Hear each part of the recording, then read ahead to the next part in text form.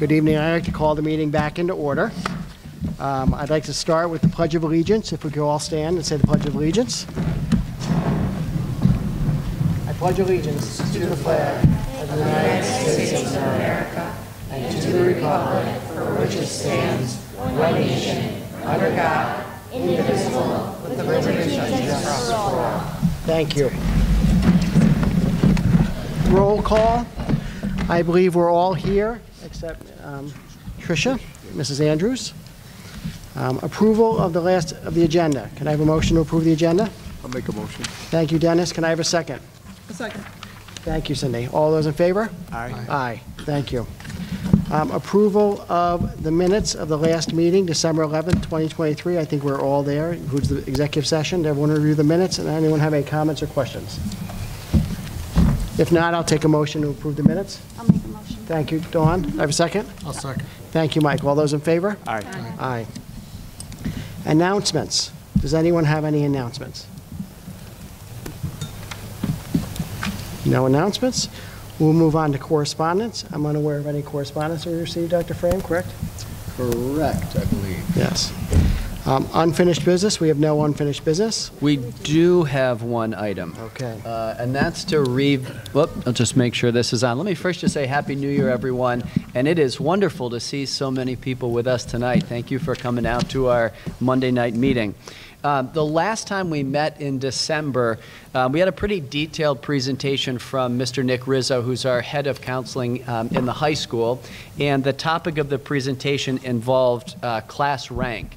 And it went back to a study that was done here in Clarence just before the onset of the pandemic, where they had a stakeholder committee of students, staff, parents meet a number of times. They had looked into the topic in the region. They had surveyed a number of different colleges and ultimately made a recommendation to move away from a class rank system. And then the pandemic hit, and so the issue was shelved at the time. And as we've worked through the pandemic, the committee had reached back out and said, could we share our findings and our recommendation and have a conversation about it? So Mr. Rizzo is here for that conversation. We appreciated a robust board discussion afterward. If you remember, at the end of our conversation, there were a couple of requests. One was to review some information looking a little bit more widely at the topic in terms of how class rank was valued and seen by schools and just the topic of the issue. And the second one was the board asked that we redo the survey with students, faculty, and staff now and see if there were any changes. So since our meeting in December, we've done a couple things. One, we'd put together a written communication for families that had gone out in December, talking a little bit about the issue, trying to frame the topic, and then letting them know that we would be resending out this survey for high school families that coming Monday. So we did that and collected survey information. As a part of the written communication that went out, there were 3 or 4 different links to articles on the subject. And then Mr. Rizzo also had passed along some information to the board, just responding to some of the questions that were asked. Last Friday, I had sent some of the survey results to the board, and I'll follow up with our families this Friday in more detail.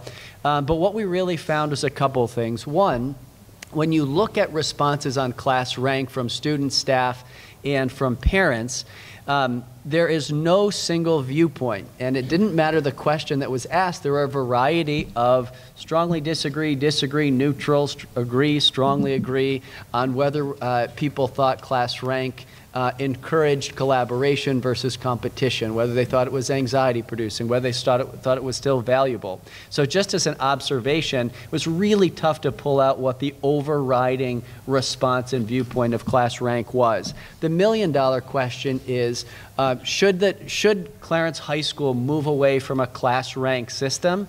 And again, there was no overwhelming yes or no. When you looked at the student responses in their entirety, it was about a 55-45, 60-40 split in terms of move away from the system or stick with the system. What was interesting is that when you extracted just the student responses, 52% of students said to keep class rank and 48% said to move away from class rank. So when you think of that information, right at the outset, you know, there's no way to make everybody happy when you have an issue like this. There are just a number of different viewpoints. They all are worthy of attention and consideration, and sort of look at it and say there's no way to come up with a response that would make everybody happy. We're also struck by the fact that there really didn't seem to be compelling evidence to change the practice. We see that it has been changed in a lot of different high schools, certainly high schools that have a similar achievement profile to Clarence.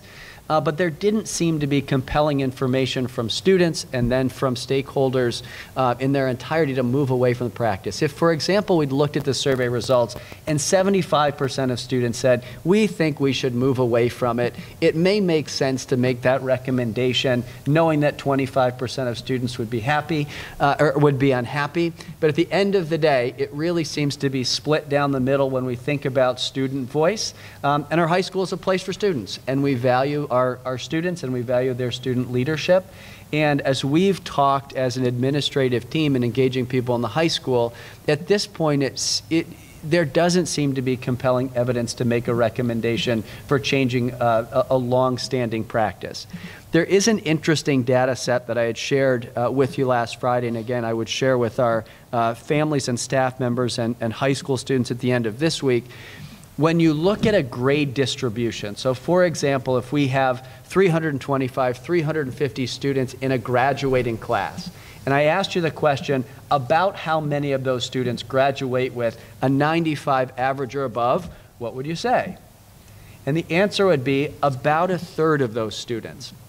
So when we look at student achievement, what our kids are able to accomplish is off the charts. And so as we've talked more and more about the topic, saying if the recommendation from the governance team was to keep our current system, it may be worth looking at a Laude-based system just as a way to recognize students. What we wouldn't want to happen is a student who works incredibly hard, they're ranked 89th in their class, and they feel like they're maybe not worth as much as they should have because it's 89, and the reality is they have a 96 average. And they're taking a dozen different AP classes, and the student achievement is off the charts. So finding some way to acknowledge the good work that they've done. So I know I've just given a 10-minute monologue, and I want to do a check-in just to see if if I can clarify things or there are questions. But again, just to do sort of a quick recap, looking at the data, it was tough to come out with any one strong viewpoint. There doesn't seem to be compelling evidence right now to change a long-standing practice. It may make sense to look at a way of recognizing student achievement that is nothing short of extraordinary, so that students can fully appreciate what they've been able to accomplish as learners here in the high school. So I'll open it up for the board to see if some of those thoughts make sense, or if you would prefer some additional information, additional study, or if you disagree and think we should head in a different direction. So I'll pause and open it up for some board conversation or question. I guess I thank you for all the work done by yourself and the staff since the last meeting, just to follow up on all those items. The information is much appreciated on my part. And I would agree with kind of the tenor of your comments and what I understand to be more of the recommendation of the district at this point, which would be to hold pat on their class rank, but to maybe explore the opportunity or the option or the additional designation of a Laude type recognition with the diplomas. I would agree. I would go that direction as well. I'm also on board. Yeah, I am as well. Okay. So it sounds like we have agreement and consensus at the board level. So if that's the case, I would follow up in my Friday communication when we had initially sent out a message and asked for feedback results. Just had said we would follow up with some of the information that we were able to collect, and again, to pass along the recommendation, and then we'll move forward with looking at what are some of those Laude bands that school districts use. How do they honor cum laude, magna cum laude, summa cum laude when students graduate, and we will go from there. So, Thank you. All right, thanks everybody. We're going to move on to something I'm very excited about and the board's been talking about for a while, is our Red Devil recognitions, and I'm going to turn the microphone onto our own Vanna White. Not Frank. I've been called worse, but that is a first. Well, I know that we have some folks here tonight for our first ever Red Devil recognition. It's something that we've communicated with our students, parents, faculty, and staff about. We're so darn lucky here in Clarence to have so many incredible things that are going on, and we don't want to take it for granted. We want to make sure that we're expressing gratitude and thanks on a regular basis and honoring some of the people that are doing really special work here in the community. And so our board has spent a lot of time talking about this concept and trying to find a way to operationalize it. And tonight is our first pass at it. Starting maybe 2 months ago, we'd sent a message out to our school community, letting them know that our governance team was trying to come up with a way to recognize people that are doing really exceptional work. And to put together some sort of criteria, we had asked people to respond to a survey from different qualities, characteristics that are really important to our school. And it was interesting that there were 4 areas that really jumped off the charts. And so in order of their, the order of the ones that they jumped out, here in Clarence, the 4 different characteristics that were really important were hard work, respect, kindness, and compassion. So hard work, respect, kindness, and compassion. And so we had put out a nomination form and said, if you interact with someone in our school community that really is exemplifying these different qualities, we would ask you to submit a nomination. And so our nomination process gives a little bit more information on that. And we're really excited to honor our first Red Devil recognitions here this evening. And so what we're going to do is we have a screen over there. We're going to call folks up, the individuals who were nominated and the person who did the nominating. We're going to read the nomination form so you get a little bit richer sense of what the people are being recognized for. We have a certificate. We have a mug so that whether people are drinking coffee or juice, they can put it in a snappy Clarence Proud mug. We're going to snap your photo, and our communications associate at Erie One BOCES has put together some information, so we'll share this back on social media. And we'd like this to be part of how we engage as a board, making time at our different meetings to say thank you and recognize folks that are doing some really important work in our school community. So Mr. Baglioli is our board president. I'm going to invite him to be Vanna White as we move over to the screen, and he'll hand out the certificates and mugs. And again, I'll call people up one at a time along with the person who nominated them. I'm going to take my microphone with me, and as people come up and they have their photograph taken by Dr. Grupka, if they want to walk across the stage, they can shake hands, they can high five with our board members and cabinet members, and then there are some steps right over there as they head back to their seat, if that makes sense. So and I'll move my chair in case folks walk behind.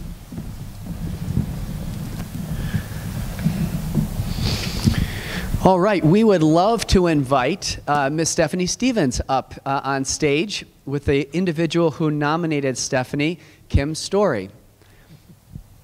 So Stephanie, you are the first ever Red Devil to be nominated for recognition.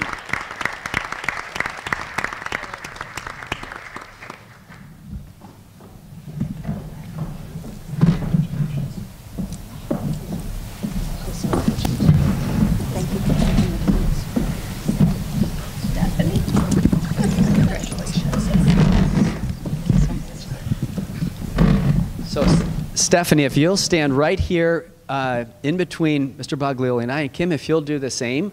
Mr. Baglioli, if you would give Kim her certificate and her mug. So this is Mrs. Stephanie Stevens. She's a member of our Ledgeview faculty, and Kim Story, who had nominated her for a Red Devil recognition. So I'm going to read to you from the nomination packet. It says, Mrs. Stevens has demonstrated the traits for Red Devil recognition beyond her teaching role through her work as the modified cross-country coach, training her dog Snickers to be a therapy dog, training to become a bus driver, as well as through her commitment to the elementary fun run. Mrs. Stevens is a person who steps up when she sees challenges for kiddos who struggle in school. Her trained therapy dog Snickers is a calming presence, and she is regularly thinking of new and fun ways to engage Snickers in helping students to practice skills relevant to their classroom. With the bus driver shortage, Mrs. Stevens opted to be her own problem solver. She'll now be able to drive bus for her cross-country runners when they need to travel for meets or practices. However, my favorite way that Mrs. Stevens has shown her Red Devil commitment is by providing the warm-up routine for the elementary fun run, even when she was in Dubai. And thank you for asking Lewis to do it and not me, Mrs. Stevens. He did a great job. She planned to have the music ready, her voice leading, and arranged for a student leader to demonstrate the moves. Besides exhibiting hard work, kindness, compassion, and respect, she is incredibly enthusiastic, creative, and a dedicated person, and it shows up in all the ways she steps up to help all of her students. We couldn't think of a better first recipient for a Red Devil recognition. Congratulations, Mrs. Stephanie Stevens. And so why don't we do this? If you'll hold your certificate, we'll scooch in here for a photo.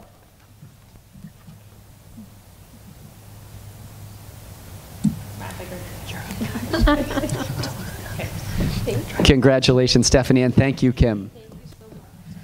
We'll give you one more round of applause. Next up, it's a duo for Red Devil recognitions. Andrea Shore and Katie Bartles from Sheridan Hill were nominated by Megan Haven, so come on up.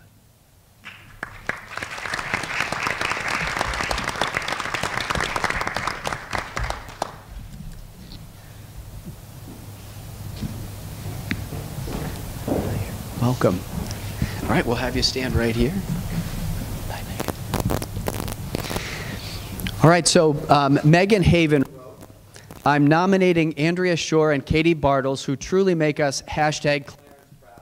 Andrea and Katie have coached the Sheridan Hill Girls on the Run program for the last 4 years.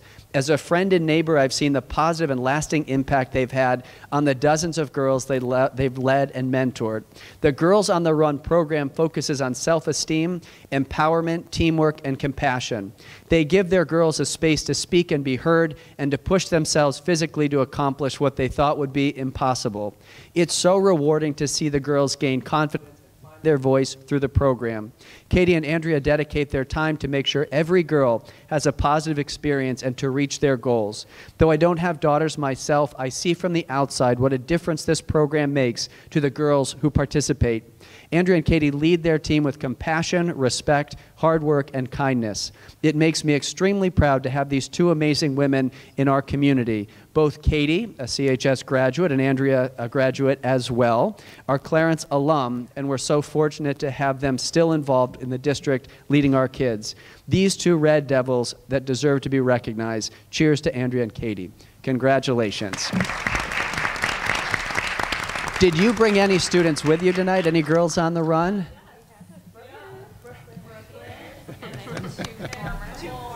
If you're a Girls on the Run student from Sheridan Hill, would you come up for the photograph? Sure. If you could run up here, we'll see if they're still in shape from the fall. All right, and we'll get a photo from Dr. Grupko. So we'll have to sort of scooch in here.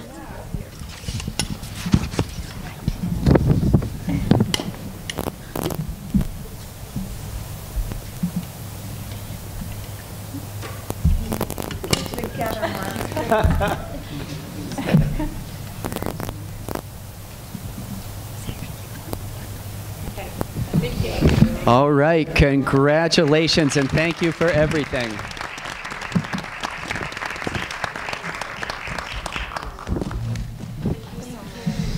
And last up we have Natalie Schmond, who's a student at Sheridan Hill, and she was nominated by Yolanda Shine. So Natalie, if you want to come up with Ms. Shine, and your parents could come up too if they want. Those boots. Coming this way. She's coming this way. She's coming this way.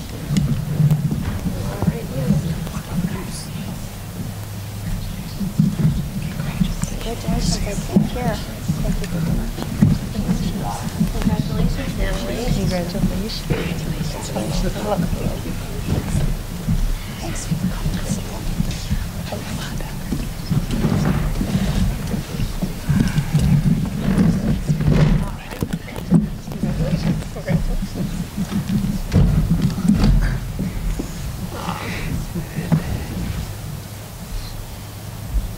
Natalie, you are our first ever student who's been recognized with a Red Devil recognition. Congratulations.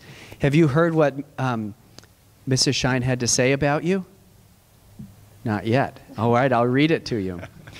So it says, Natalie has been such a sweet, understanding student when interacting with one of her peers who has special learning needs. Natalie asks how she can sometimes make him feel better when he's having an episode. She takes it upon herself to make sure he always has a partner in music or art, especially gym and recess with her class, and she explains to him slowly and patiently new tasks, as well as to me, her family, friends, and teachers should be so proud of her. The student is doing so much more with communication and being a great friend with compassion because of Natalie. Thank you, Natalie. So Natalie, we had talked about people being really kind and compassionate is what we're really looking for in our school community. And my gosh, it seems like you embody just that. So thank you for all the wonderful things that you're doing in Sheridan Hill. What grade are you in, by the way? Holy moly, so you're the youngest ever to receive a recognition up here. Congratulations, we are so proud of you. Can we take your picture? All right, we're gonna scrunch in here with your parents and your sister, and they should be really, really proud for all the good things that you're doing at Sheridan Hill.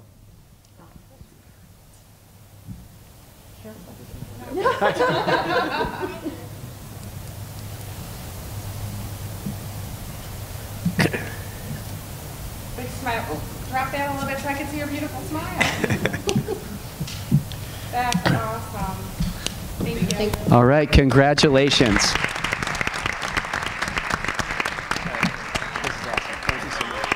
Congratulations, Natalie.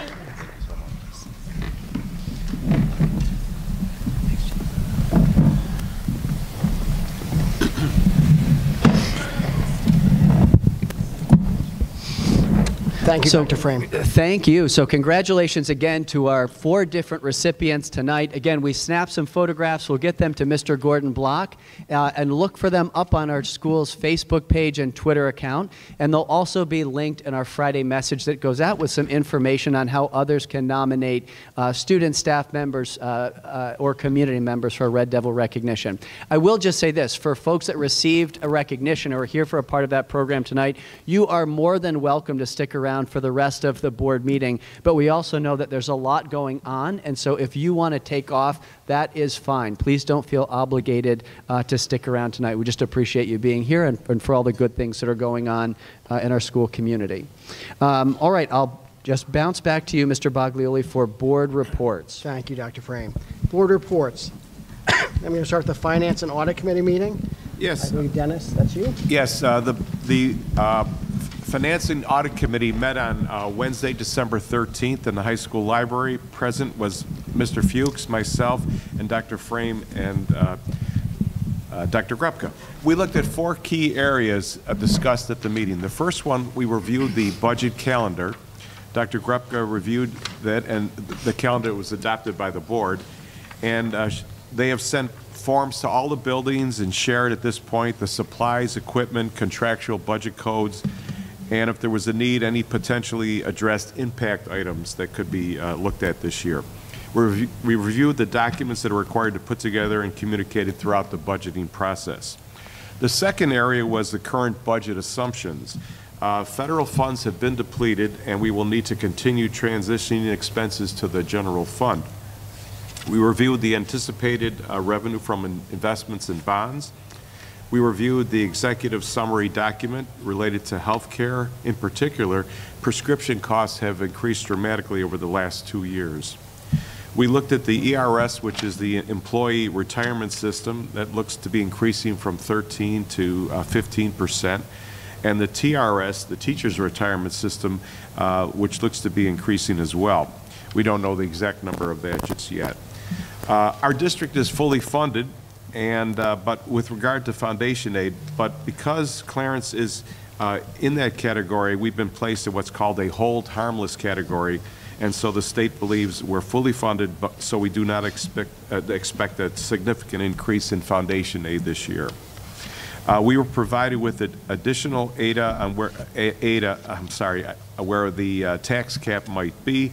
And at this point, we need to finalize the pilot information as well as the growth factor in our community. The third area that we discussed was a discussion of impact items and potential efficiencies.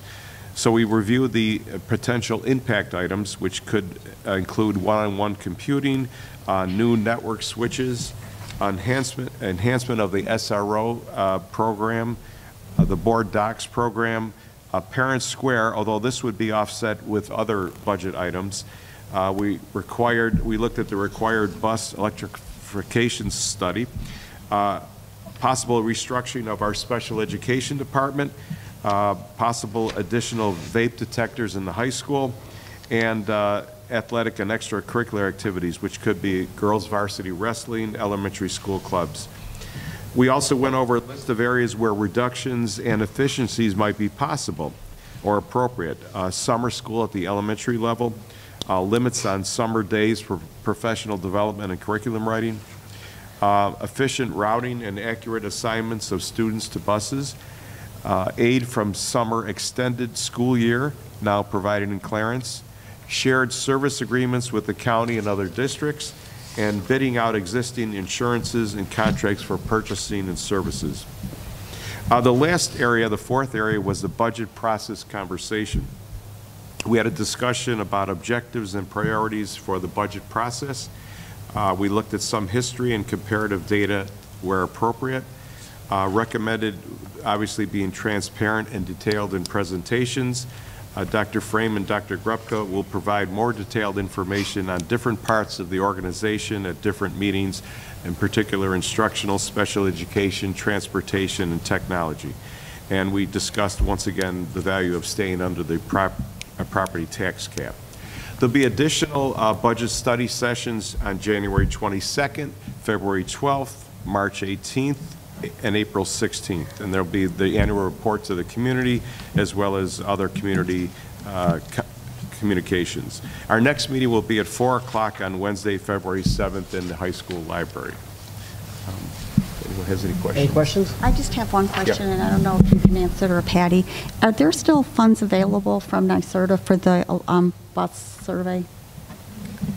I heard part of that, and I heard NYSERDA, so I think that's directed at me. So very graciously, BOCES has offered to step in and assist some districts with this transportation study. We will be 75% funded through NYSERDA, and then the rest of the portion of the study will be funded. We'll get some BOCES aid on it. So to answer your question, yes. Right now, because of the energy company we're with, there hasn't been a lot of communication about what this could look like. So there's a long road ahead of us. Right now, we're only in the study phase. But to answer your question, yes, we will be receiving NYSERDA funding. Any other questions? I had one point just to put a little bit more attention on, just because of there's a timely component with regard to communication.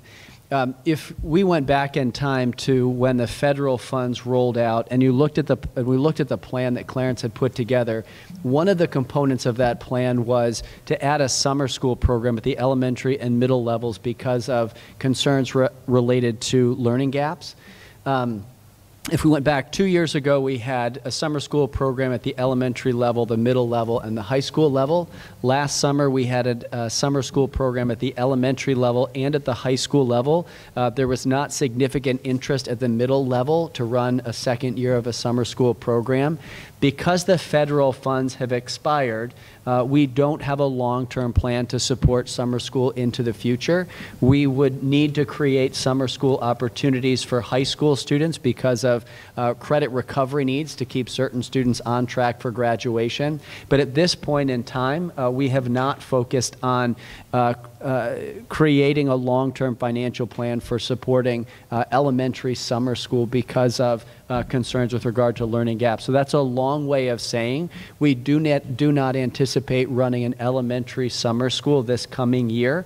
And our focus really has been on taking some of the positions that were added with federal funds, for example, school counseling positions, interventionist positions that are 10-month positions in our different buildings, really making sure that we can support those in the long term and not believing that summer school is an intervention where we're seeing the type of gains that we're seeing from some of these other interventions. So I bring that up tonight for awareness and conversation if needed, because we want to be able to communicate with faculty and staff members who have been fantastic employees in our elementary school program for the last 2 years, and also for families that may have had their child attend the summer school program at the elementary level for the first couple years. What we wouldn't want to do is communicate in May or June, for example, that those opportunities weren't going to be there. The one maybe note I would make at the end is that we do have students as a part of their learning plan, their IEP, is that they would have an extended school year plan where they may have different learning opportunities throughout the summer months. So if they're IEP-driven extended school year provisions, then we would either provide those services here in Clarence, or we would work with partnering districts or Erie One BOCES to provide those ESY opportunities. So if somebody's saying, yikes, I've got a child who has academic programming into the summer months because of ESY, that would still be in place. So any questions or concerns from board members? Again, I do think communication is important with faculty, staff, and families. Thank you. All right.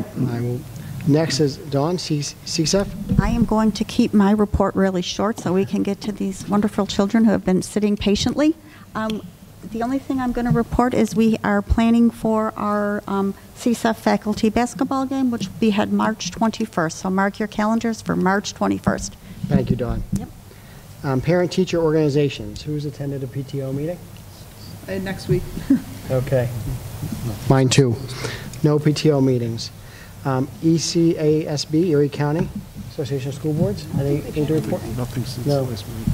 Okay, if there's no further board reports, we'll move to the superintendent's reports. Dr. Frame? All right. Thank you, Mr. Baglioli. We have 3 different reports this evening. Maybe the most exciting one, don't take offense, Dr. Capuana, there are students from Harris Hill. Our board was lucky this morning to start our day with the Huskies. We were able to meet with some members of the Husky Lighthouse team, and then we were able to watch the morning announcements, and we're able to pop into a couple classrooms. So we had a fantastic start to our week, and we're so excited to have members of the Harris Hill learning community here tonight. So Mr. Boccaccio, I'm going to turn it over to you as principal to get us going this evening.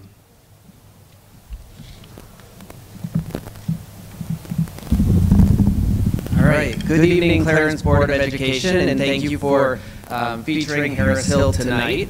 A big thank you to our parents, to our teachers and students who are here to help us tell the story tonight. New this year to Harris Hill is our Husky Herald, which is our newscast. So when we were thinking about how do we want to present tonight and make it a little bit different, we have our 4 news directors here who normally pre-record the news, and then they're shown in each of our homerooms. However, we're going to try it live and do it a little bit different tonight. So I don't want to steal any of their thunder. They're going to introduce the different people who we have here tonight. So with that, I want to turn it over to Stotra Nawalde, Alex Holmes, Jacob Hosterman, and Seamus White. Go ahead.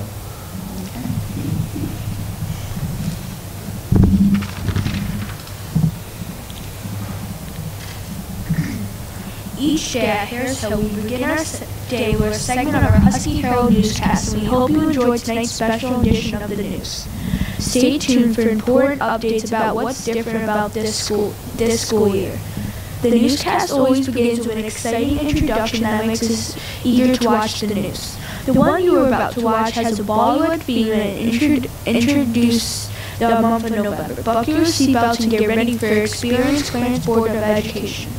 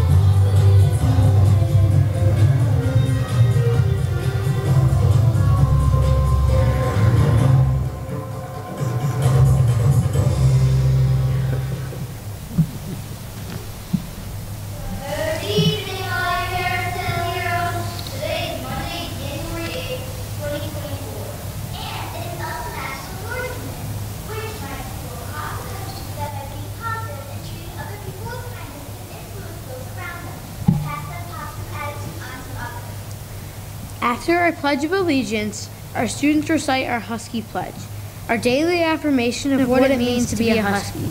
Mr. Giorgini, the late principal of Harris Hill, for nearly 40 years coined the term, "a we not a me school." Miss Reagan was the champion of ensuring this phrase lived on in our Husky Pledge.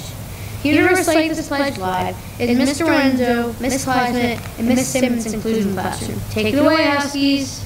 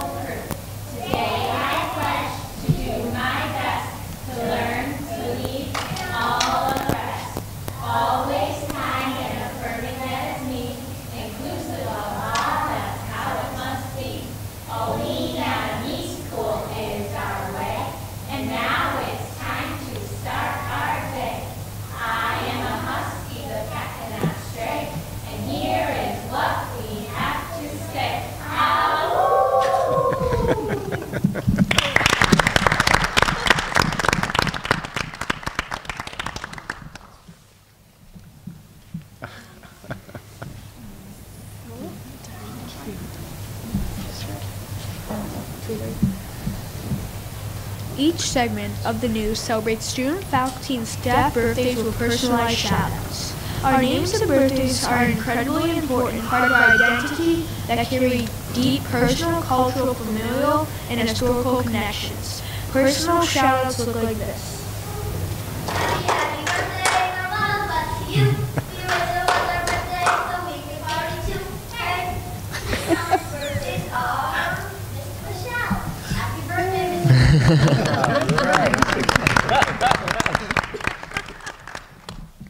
Our news directors are going to report out on the 4 strategic area items prioritized by you, our Board of Education. Let's hear about safe and healthy learning environments, high-quality teaching, and learning for all students, culturally responsive practices, and consistent and effective communication. We chose one thing we are working on to highlight in each category. Stay tuned. to a safe and healthy learning environment. Our news reporters were in between this event of civic engagement attendance about the positive path program that seeks to recognize, lead, and lead behaviors that we wish to elevate and perpetuate. Students earn positive behavior incentives as well as shout-outs on their when they live the happy way. Check it out!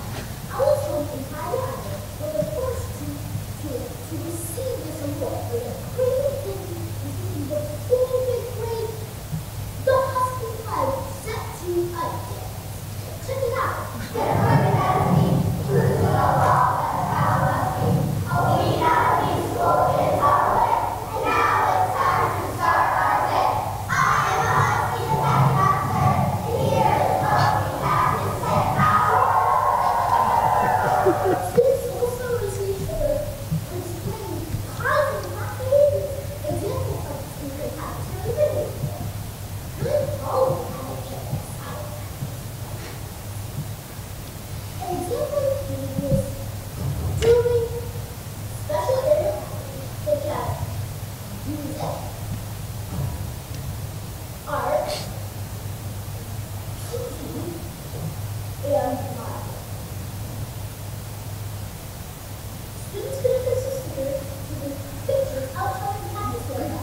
the months below, we earn a school-wide incentive. We earn a pajama day, have big pigs come to the school, and our working parents. Thanks to a grant from CISA. New this year is a monthly dress value, where we see which an elementary school has the most school spirit.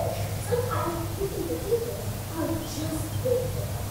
And then it's even more than the kids. And then what is school goal? The teachers want to teach, the students feel safe. They're not the set of the students, but a learning environment that allows us maximum potential.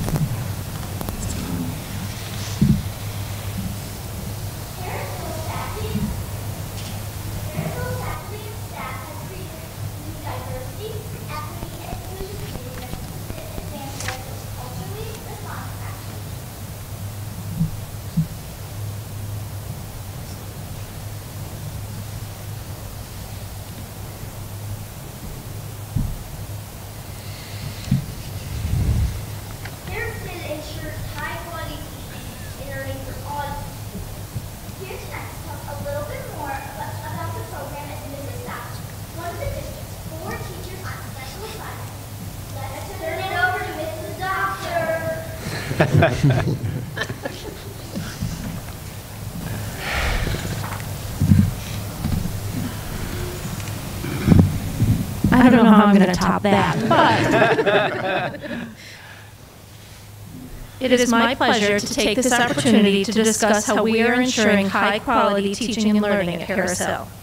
The curriculum department's focus over the last year and a half has been to closely examine our reading curriculum and to begin to make the shift to a structured literacy approach in grades K through 5.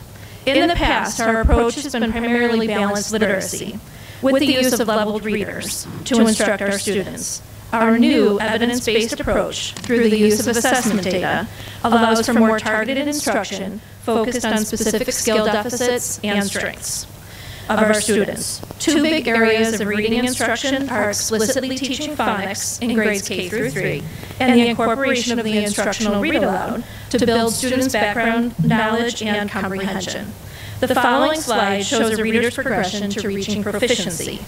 The primary form of assessment data we now use are decoding inventories to determine where students fall on this staircase of skills progression. The TOSA team has worked with their grade level teams to help teachers form skill groups and instruct students at their phonics instructional level. Our goal is to have 95% of our students leave Harris Hill at the vocabulary and comprehension level before heading to the middle school. To achieve this goal, we have strategically set up our response to intervention, otherwise known as RTI time, to ensure that our reading and math interventionists, a special education provider, and at least one special area teacher are available during each grade level's intervention time. By doing so, our most struggling readers are able to be seen by our reading interventionist or a special education teacher. Some of our students who are performing above benchmark are receiving enrichment by a special area teacher. This leaves the classroom teacher able to meet the needs of the students who are slightly below benchmark and those who are at benchmark in a smaller class size. By being this strategic, we are giving students exactly what they need to succeed. Using data to drive our instruction has been instrumental in making these decisions on who needs intervention or enrichment during RTI time. If students do not make progress, they are brought up to our MTSS committee where we can discuss further the needs of the student and possibly look at other ways to intervene. We are just beginning our winter testing administration. And for those of you that know me, know that I'm pretty excited about being able to see the growth in our students from the fall by utilizing our staff in this manner.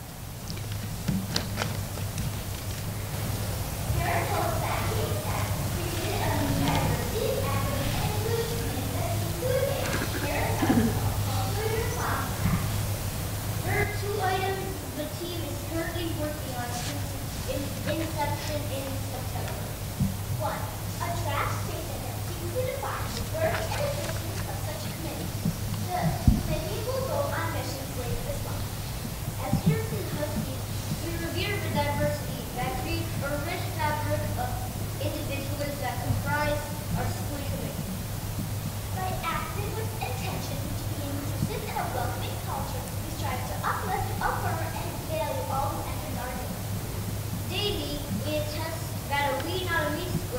is our way when reciting our husky pledge. This family statement acknowledges that each and every different need faces 7 feet by strengthening our past. The impact that we can make is exceptionally greater with a diverse and inclusive need we're on zone. 2. A school last year passed that seeks to support the aforementioned mission among our students, faculty, and staff. Every stakeholder in the school would read the same text and share in its learning around the themes of diversity, equity, and inclusion. Forefront in the upcoming year. The last of the board's strategic plan items is consistent and effective communication. There is no update on this item because you're witnessing one of our new tools for more consistent and effective communication that we use each day. The Husky Hero Live here today. This news is uploaded daily to the website for all to watch. We hope you enjoyed and see how useful it is for communicating with the entire school. Lastly, each newscast ends with a joke, because why not? That's contagious. I don't know, Alex, but they drop the ball every year.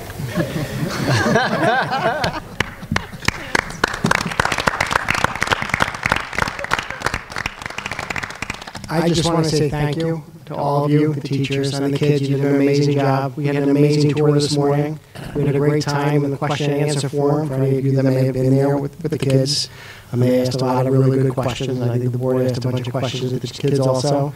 And Mr. Boccaccio, I want to thank you for the great tour today. And this was awesome. And I think I'm going to watch it every day now. Because I was looking back at them at the website so I could catch up on what's going on in Harris Hill. Thank you. Great job, guys. Any questions or comments from Board of Education members tonight? I just want to say, as soon as we walked in the building this morning, it was such a welcoming and friendly environment, and everybody just said hello. I'm glad to see you, and it's just really nice to see that, so appreciate it. Doing a great job. Great job, guys. Good job, guys. Great job, everybody. I heard a rumor that members of the newscast are basically celebrities over in Harris Hill right now, that when people see you in the halls, you're kind of a big deal. All right, I'm seeing a thumbs up. Okay. Well, our board members are fans. You post this stuff on the website, and we're a little bit starstruck tonight. Would you be open to our board coming down and getting their photo taken with you at your green screen? Okay, well, what if we had your two colleagues in the snappy-looking jackets here? Yeah. Maybe go stand behind you, and we'll have our board members on the sides, and I'll get a photograph, and maybe we'll print some out and have you sign them if we get them to Mr. Boccaccio. Okay.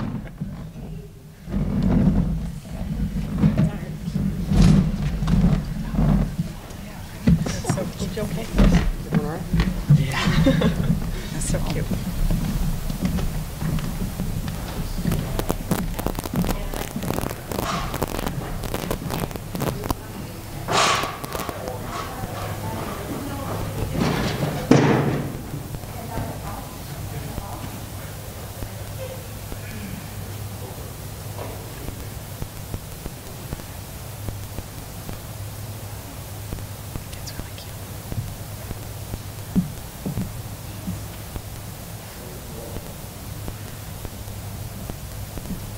Everybody take a 6-inch scooch toward the middle.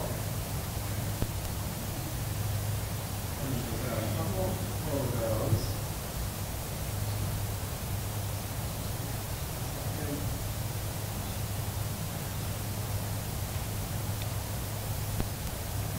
This was so cool. The first ever live broadcast. So one thing we know about newscasters is they have to get to bed early because they've got to get up. So if you want to take off, you're more than welcome to do that. This was fantastic. Really nice job. And the whole school just loved it. Keep it up. Right. Great.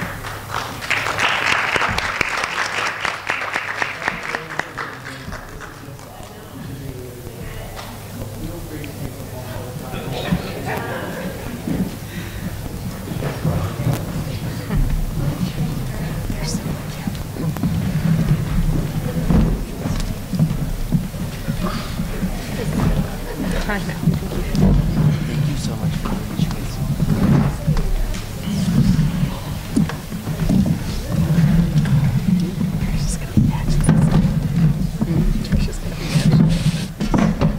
Yeah, why?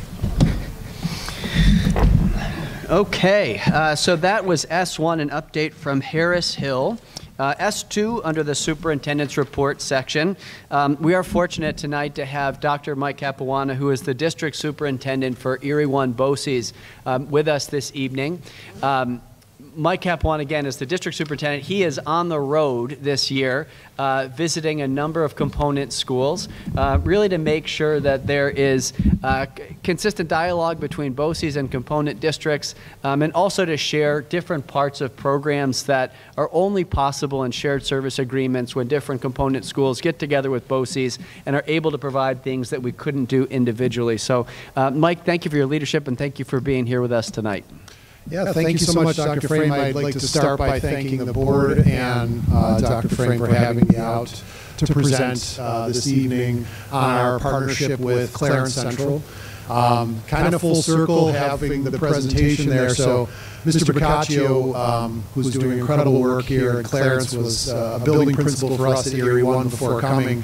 And then I just realized Mr. Renz was one of the teachers for the kindergarten, was one of my students at Depew High School when I was a teacher there. So I'm feeling quite old right now, but I'm so proud to see the work.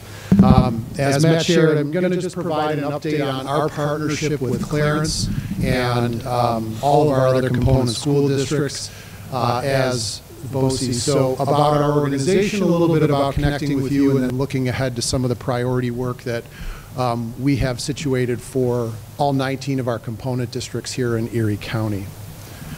To begin with, just a little background for those that don't know, I was a teacher before Buffalo Public Schools and out at Depew High School English teacher, and then came to Erie 1 and started as a building administrator and was a building admin and central office, and now my 14th year at Erie 1 BOCES in the position of the district superintendent. So it's such a privilege to serve in that role and to serve all our 19 school districts. With us this evening as well, we do have some of our team members, starting with the Vice President of our Board of Education, Mr. Ed Caven, our Assistant Superintendent for Instructional Services, Ms. Anita Troutman, and our Assistant Superintendent for the Winnie Rick, and our Instructional Resource Team, Dr. Elizabeth Fries. So I appreciate them being here with us this evening. So a little bit overview of the organization, similar to boards of education across our component districts. We have our board at Erie 1, elected and responsible for similar responsibilities, curricular, financial, and policy decisions. Incredible service through our board, and allow us to continue to do the work to support the component schools and all of our students in the region. BOCES Aid, you're probably familiar, but just to give a little bit of background, BOCES Aid is situated annually. All of the services that we provide to the schools across the region are aidable through BOCES Aid. For Clarence specifically, the aid ratio is right around 52%.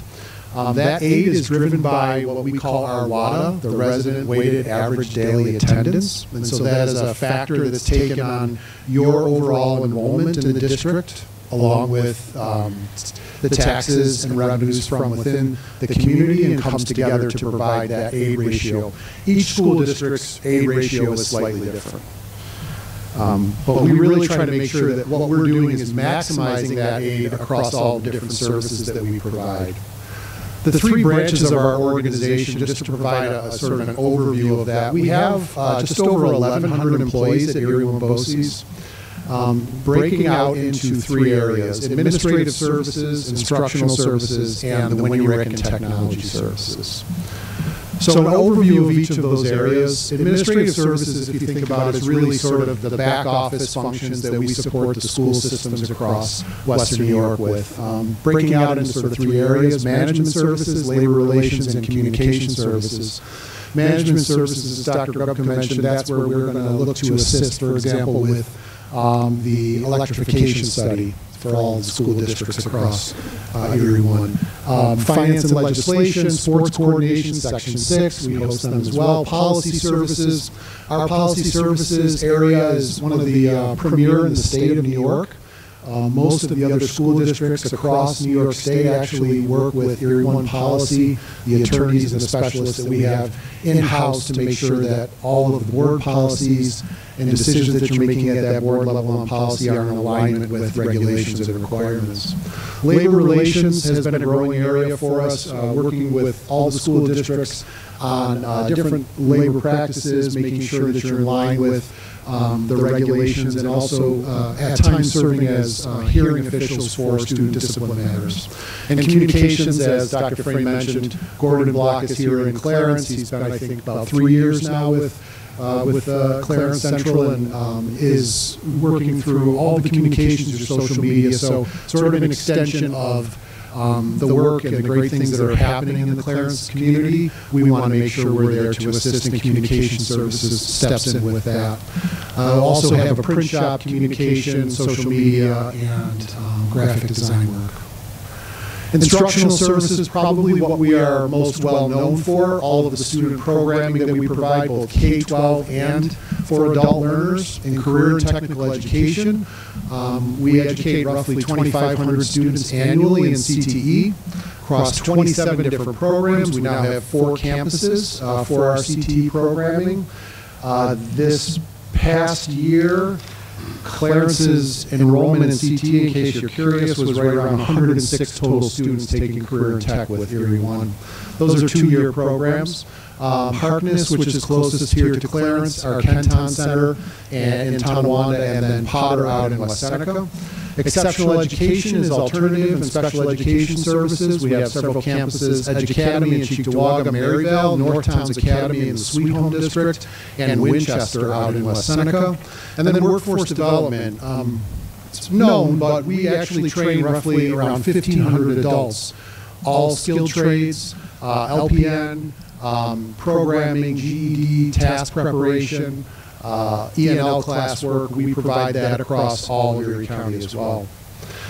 CTE, as I mentioned, the 3 career centers you see there, our newest campus, which we're incredibly proud of, is out at the CalSpan Center right across from the Buffalo Airport. And so we have worked with our partner districts along with CalSpan to renovate around 25,000 square feet to provide high-tech, computer-based programming at that campus. Digital media, web tech, and game programming, video production, and recording arts are all featured there.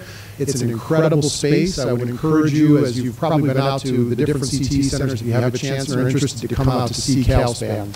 We're very proud of that. We're going to be starting a social media and marketing program there for high school CTE students, along with esports management, which is high interest opportunity for kids. CTE, all programs are approved through the State Education Department. We go through every 5 years a review process with State Ed to have those programs approved.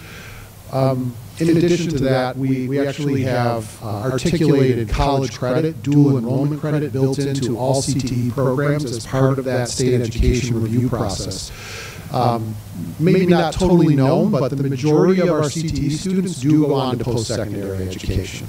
And the opportunity to have those credits built into that CTE coursework is a tremendous gain for families as they're able to maximize that credit from high school right into their CTE program at the college level.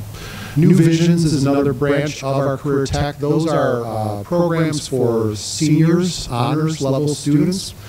Very proud of those. We have 2 medical focuses there. One is at Millard Suburban, and the other is at Buffalo General. And so we have 2 cohorts of students that are there, interested in medicine, working through all kinds of different rotations with every aspect of the hospital. They do a debate annually, which is really interesting. So if you have an opportunity to come and attend that, we'll be hosting that in the coming weeks. We also have a diesel technology program that's a new startup. There's a major shortage of diesel technicians out there, and so we partnered with a business partner in West Seneca to use their space and maximize that as an immediate program 1 year, and the option is graduating and going on to higher ed, but also going right to work. Education pathways, as we're all working towards the shortage of educators and the pipeline challenges that we're having. We have a partnership with Buffalo State where we have a cohort of students that are on campus at Buff State I believe, upwards of 17 college credits. Those interested in going into the field of education as teachers, counselors, et cetera, and doing a full-year program, fully embedded at the college, but then also in our partner school districts. Legal Academy is at Canisius College and with UB Law. Again, students interested in politics, law, criminal justice. We're starting a plant science program at the Botanical Gardens. That's a new startup for next year in the New Visions area. And then finally, Zoo and Wildlife Conservation Careers, where we are hosted at the Buffalo Zoo. Students working with the professionals at that zoo interested in pursuing that in college. Capital projects, just a thank you to the Clarence Board for your support. We have our 3 career centers, Harkness, Potter, and Kenton, where we needed to do some major capital work to focus on warm, safe, and dry. Those projects have since completed. We're in the last phase of sort of checking the box with our Potter Center, but we appreciate your support for that capital work. Exceptional education, significant focus for us moving forward, particularly in special education. We are really focusing on making sure that we have adequate placements and programming for all of the special needs students across Western New York. There has been an increase in the number of students classified coming into kindergarten. Many of those students, of course, remain in the district, but we want to make sure that we, in that continuum of special education, are able to provide a placement and a program that is differentiated enough for the needs of those students. So we're working very hard with our partner districts, our superintendents, to help design, and part of that will be looking at additional spacing options to be able to maximize placements for students. Alternative education, unique work happening there besides our full-time program, daytime program. Our E-Academy has continued to go across all programs, and actually in New York State, we are the unique holder of a fully synchronous virtual program that started with pandemic and has continued. Oftentimes medically fragile children, special needs, and some with some social emotional needs access our E-Academy program. We have right around 110 students across the state enrolled there. And then finally, as I mentioned, expanding our special education programming. The Winnie Rick, Erie Wombosies, is the host of one of 12 RICs in New York State. Our RIC is a regional information center. That is all of the technology, infrastructure, network, software applications, cybersecurity, purchasing cooperatives that we provide through the RIC services to make sure that all of the technology in the districts is. Michael Cumro is our data wizard and our analytics expert that works with administrators and in Clarence to support, and Deanna Welch is going to be coming in as well, I think, in the coming months to support curriculum across the district. I kind of would close up with just to share that the other role that we see ourselves serving, right, we are an extension of your school district. We are a service provider. So our role is to meet the needs of your students and the educational professionals working in your district. All of that is really driven by identifying the regional needs of all of our schools and making sure that we can bring folks together to have conversations, to be thoughtful about what feedback we need to give to the state education department, what advocacy work we can do together to support public education in Western New York. And so on a monthly basis, I meet with the 19 school superintendents at Erie 1, and that is really a conversation around regulations that are coming down, what to anticipate, the challenges that each of the school districts are dealing with. And I can tell you that that meeting always follows my visit to Albany. So on a monthly basis, I go to Albany and meet with the commissioner in the state education department. And it's really meant to be a conversation. And so as board members, please know that we're meeting regularly, and if there's anything that I can do to assist as we're anticipating and responding to regulations that are coming down and, quite frankly, decisions that are going to impact the educational environment for your students, we want to be an asset and a resource for that. In addition, curriculum leadership from across the region meets on a monthly basis with our IDAB group, special education, business officials, HR, labor relations, and more. Similar to any other school district, we have our organizational priorities as a BOCES, And for Erie 1, setting that agenda with our Board of Education and our executive leadership team starts with research and innovation. We have to be sure that we are ahead of the curve for you from a technology and an instruction and a support so that you are able to meet those needs as the needs of our kids, our classrooms, our teachers continue to shift. The culture and climate of our organization with 1,100 employees is something we're always working on. Financial forecasting, wanting to make sure that the services that we provide, you're able to maximize the aid on those services, that they are efficient and they are effective and they meet the needs of Clarence and the other 18 school districts. And then finally, as I mentioned, advocacy. As we're working together to have a voice for the schools and the children in Western New York, we want to make sure we're doing that together. You'll see regular communications from us. We have some materials to hand out tonight just about specific. The most recent is the Collaborate, which is a feature we provide annually for you as board members and a leadership team to say these are the services that Clarence is engaging in with Erie 1. And it gives you some analytics and some metrics on those services and how we're able to make sure we're supporting the district.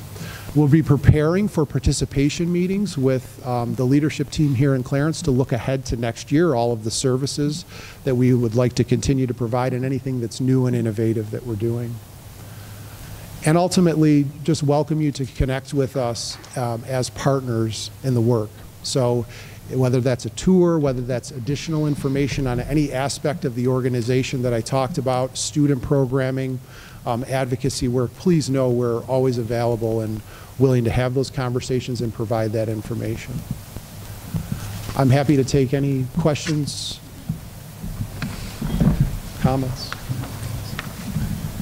Thanks, Dr. Capuano, for being with us tonight for such a it's a big organization, and you captured its key parts really concisely. Board members, questions, comments for Mike or his team before they take off? I'd just like to say that one of my favorite activities for the Erie County School Boards is to go to one of the centers and meet with the students and see them in their habitat and doing great work. Thank you. I just have two maybe quick questions. Sure. Obviously, a lot of great programming opportunities for students that you offer, and maybe this is directed to you more broadly and what you see from other districts, and then maybe to Dr. Frame as well. We have 103 students that participate. I guess that's probably 6-7% of the student body at the high school, maybe. What do you see typically? I mean, are we broadcasting and creating enough awareness around in the student body of the offerings that you and your team can offer? Are we making sure enough students take advantage of it? Are you seeing more similar numbers from other districts, less, more? So I'll just speak to typically we're around 12 to 14% of the eligible high school population to attend. So in terms of awareness, I would defer to Matt on that. I can tell you we come out and provide presentations, meet with the counselors, have the high school counselors out. We've focused a lot on middle school activities for students as well. As we know, CTE is really engaging, and those programs have developed and evolved over the years. The traditional career tech is still there. We call it the 3 C's if you want to come for cosmetology, cars, or culinary. But we have 24 other programs, high-end, New Visions programming for honors level students. So all that is available, and we try to make sure we're connecting to both students, parents, and to district. Yeah, I would just make one note. When you look at what was 103 students that are participating in our vocational programs, the students that would enroll would be juniors or seniors. So you take our total student, you take our total high school enrollment and divide it in half when you come up with that percentage. So it's a little bit higher. Yeah. Yep. And I'd also just note that our ability to offer a lot of electives, a lot of advanced coursework, and a lot of different pathways and seals in our high school does provide different opportunities for kids here, in addition to some things that we'll see offered through Erie One BOCES. It's about 16%. 16%. Correct. And we certainly don't want to duplicate any of that, right? What we're offering, we want to be unique and really to be an opportunity that's unique to your students as opposed to what might be in the district already. I guess the other one would just, I don't know if you have an answer, but I'm guessing, maybe it's a little bit too far out to have anything concrete. This predates you, your arrival, but, a number of years ago when the capital project started, at least from my position on the board, the request for funding came much later in the game than I guess we would prefer to plan for it. So I guess it would just be an ask that, to the extent that you have some forward-looking plans, that to the extent it can be funneled up so we can plan for it appropriately, I would just ask that you and your team make best efforts to do so. Absolutely. That's been part of the conversation now, and one of the things we've done is put together focus groups of superintendents in each of the areas of the organization to make sure we're understanding and taking that perspective in our decision-making and recommendations, and part of that is the capital work. We had waited 20 years at that point, and that's a long period of time, but we do want to make sure it's anticipated, so thank you. Thank you. Thank you. Thank you. All right. Thanks, Mike, for being with us tonight. Thanks for your leadership in the region. Yeah, thank you guys so much. We don't travel without some gifts and materials. So we appreciate it. Thank you. Thank you.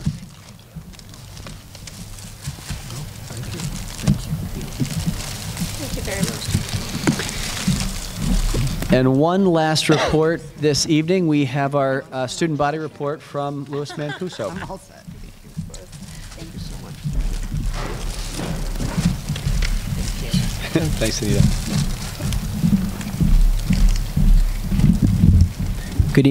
Good evening, everybody. The last week before winter recess was filled with holiday cheer at Clarence Center. Students and family members gathered for a holiday-themed morning program with singing and dancing.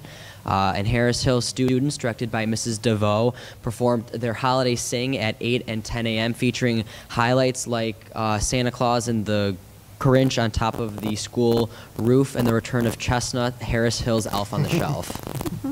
At the high school on December 21st, chorale and alumni caroled in the front foyer under the direction of Mrs. Amy Federley. It was a well-attended event, spreading holiday cheer. All week, Mr. Vitello and students and alumni rehearsed for Tuba Christmas, all culminating in a performance on Friday. On December 8th, Clarence basketball's Ella Corey achieved a significant milestone, joining just 4 others in scoring 1,000 points in her athletic career, which is remarkable considering that she did this just at the beginning of her senior year. So that's really 1,000 points over three seasons. So congratulations to Ella. And similarly, I'm not saying that correctly, on December 22nd, Clarence basketball's Emily Glaude became the all-time 3-point scoring record holder in girls basketball history, surpassing the previous 28-year record held by Marissa Gallo. Emily has scored an impressive 125 three-pointers. On Friday, December 22nd, 60 high schoolers attended Clarence's first annual Women in STEM conference. Speaking to students were Kelly Pilarski, class of 03, Vice President and Director of Major Programs at Matrix New World Engineering, Colleen Cranington, class of 07, Project Technical Designer at Vocon, Kristen Siku, class of 17, Architectural Consultant at Deloitte Consulting, and Margaret Polorsi, class of 18, graduate at the Princeton program in plasma physics, and Megan Wojciechowski, class of 2020, a mechanical engineering student at Kettering University in Michigan. The speakers recounted their careers and academic experience, talking about the challenges and success they found in their work, and shared advice with students. Among their advice, students were encouraged to build networks of people to support their personal and professional development, to trust their expertise and instincts, to speak out in professional settings, and to show confidence in themselves, even in things like how they write emails to colleagues. The event was organized by 5 senior women. Similarly, Clarence's Empower Club hosted 7 alumni, including Michaela Fuchs, for a conversation covering various topics from college experiences to valuable life advice. I was very fortunate to attend both events, and I'm very proud of both groups for hosting such impressive conversations. This Thursday, Leadership Club, with the support of Student Council, is hosting a blood drive through Connect Life. Students aged 16 and older weighing at least 120 pounds are eligible to donate. All donors will receive a Buffalo Bills beanie hat, a chance to win a $50 Amazon gift card, and 5 students will win a pair of tickets to Sunday's playoff game. I am signed to donate at 1:15. It's my first time donating, and I have to admit I'm a little nervous. But if I get those tickets, it'll all be worth it. And that's taking place in the lecture hall in case. To tell you, he's signed up at 1:15, 1:30, and 1:45 to up his chances for getting the tickets. So. I told them that they could take both arms if they wanted to. The National Honor Society sent out over 300 invitations to juniors and seniors who have an average above 90 to apply for the Clarence chapter. The application deadline has closed, and students accepted will hear back soon. The induction ceremony is on Tuesday, January 30th at 7 p.m. in the CMS Odd, which is a correction, not February 1st, as I had mentioned. I had that date mixed up with the band concert. So NHS, February 30th, band concert, February 1st. 2 very different events, but both happening in the CMS Odd. And speaking of band, Clarence High's Wind Ensemble received a trumpet master class from fellow and Eastman School of Music graduate Devon Segara. Clarence alumni Jared Yap offered the lesson as part of the Vision Possible charity concert series. This series included a performance on Friday at 6 p.m. at Faith Fellowship Church. And with that, I would like to thank you for your time and open it up to any questions that you might have. Thank you, Louis. Thank you. Thanks, Louis. No problem. Nice job as always. Happy New Year. Thank you. Louis, you're coming up on the midway point of your senior year. Holy cow, a couple more weeks and we'll be in the second semester. It is nuts to think about. Midterm week is coming up in, I think, just 2 weeks. So we're going to pick up, and then we're going to take a flight to Disney with Mrs. Hartman and the Business Academy. Very cool. So some very exciting things on the horizon. Very cool. Well, nice job tonight, and thank you for being there this morning as usual for our tour. No problem. Yeah, I was blown away, and I don't know how I can top their some live good things. music Good things are production. So happening. Thank you all. Cool. Thanks, Louis. All right, Mr. Boglili, that is it for Superintendent's report tonight. Thank you, Dr. Frame. We're going to move to public comment. Before we start that, it is limited to 3 minutes, and if you have any comments about staff or students, we can take that offline. Just don't use any names. Ms. Rott, you're our only speaker today. Happy New Year. Happy New Year. Sorry, I missed I think all of September and October because it was just kind of just took off and I failed to show. I am preempted because, to be quite honest, my comment was completely about class rank because, to be honest with you, I think that Louis could concur or disagree. I think many students probably don't really care that much about their class rank. It's usually the top 20 to 50 kids that are going to really care about their class rank because that's going to make a difference in their college career. But I did want to say that I don't think it's necessarily a need to ditch it, and again, this was already kind of a moot point, because I can tell you that I can't remember what my class average was when I graduated from Sweet Home High School 43 years ago, but I can tell you my class rank. And it wasn't that great.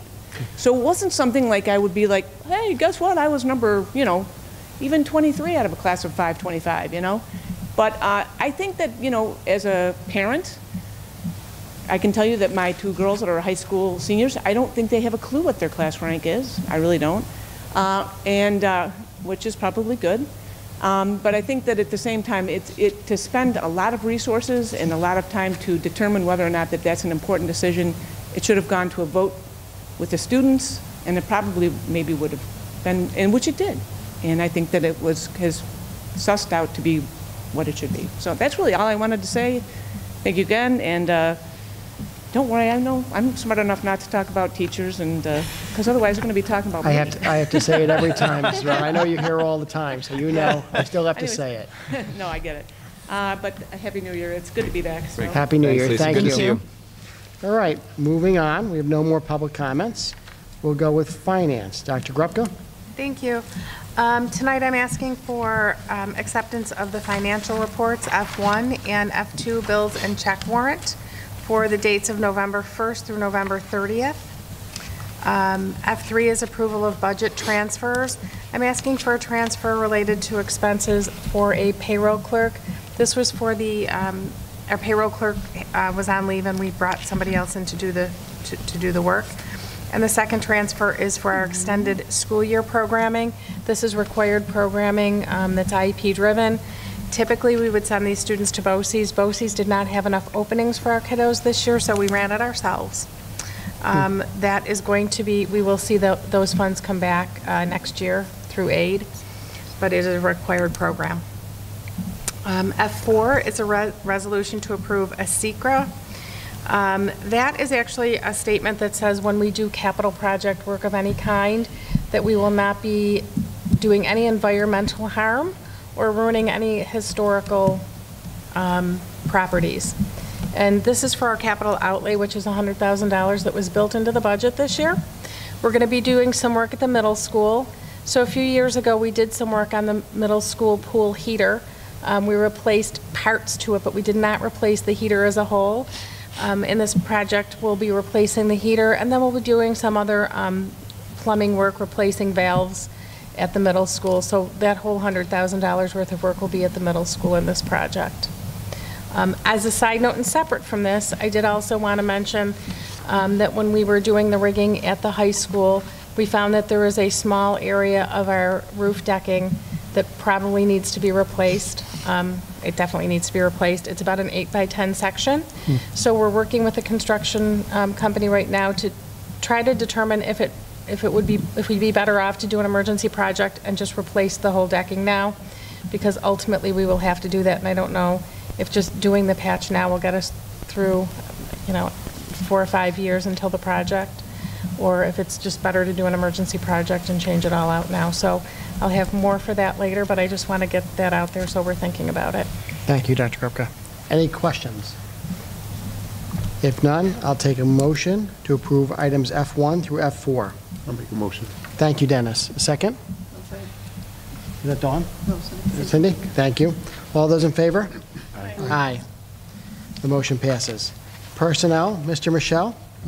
Thank you, Mr. Bogilli. This evening we have 5 resignations, amendment of mentor service notification. Our prior appointment this month happens to be our new Harris Hill special ed teacher, Ms. Beamer, I believe is in the audience. Welcome. Congratulations, Ms. Beamer.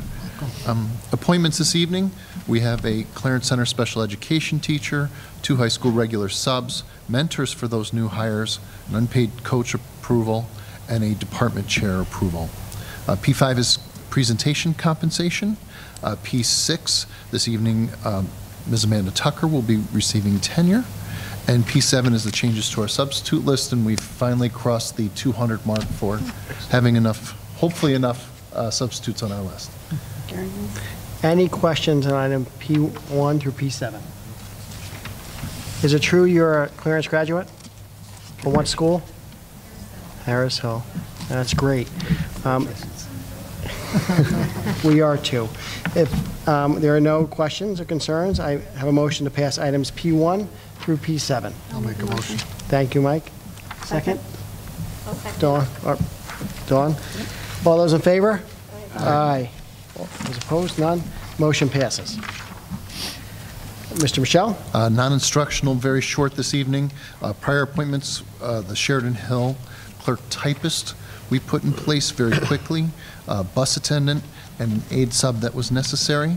P9 is just a notification when we have someone who is in a lower title working out of title because it's a greater compensation, and P10 is changes to the substitute list. Any questions on item P9 through P10? If none, I'll take a motion to pass items P8 and P10. I'll make a motion. Thank you, Mike. Second? I'll second. Thank you, Kim. All those in favor? Aye. The motion passes. Dr. Frame, special needs and student activities. Yep, I believe that our Committee on Special Education reviewed the programs and services for 29 students since we last met, and with regard to CPSC, I believe it was programs and services for 10 students, nothing out of the ordinary. All right, any questions on items S1 through S2? If not, I'll take a motion for S1 and S2. I'll make a motion. Thank you, Dawn. Do I have a second? Second. I'll second. Thank you, Kim. All those in favor? Aye. Aye. Board Development and Policy. We have two different overnight field trips on the agenda tonight. Both are long-standing traditions here in Clarence. The first is an annual boys ice hockey overnight field trip, and the second is our annual Clarence Center field trip to Seneca Lake, and hoping that there are no forest fires this year that cut it short. We So do not hopefully get it'll be smoked uneventful out. this spring. Any questions on items B1 through B2? If none, I'll take a motion to approve items B1 through B2. I'll make a motion. Kim, or second? Second. Dennis, all those in favor? Aye. Aye. All those opposed? The motion passes. Committee of the whole items, we do have a schedule of our upcoming meetings in our packet, and we do have a schedule of upcoming events for the board. I'd like to make a motion that we go back into executive session to discuss the collective bargaining negotiations and a personnel matter. Do I have a motion? I'll make a motion. Do I have a second? Thank you, Cindy. All those in favor? Aye. Aye. All those opposed? The motion passes. And Thank you. congratulations to our newest Harris Hill Husky. Welcome back. Can You you as recite, well. can you recite the pledge? I think you do, because I was in school today.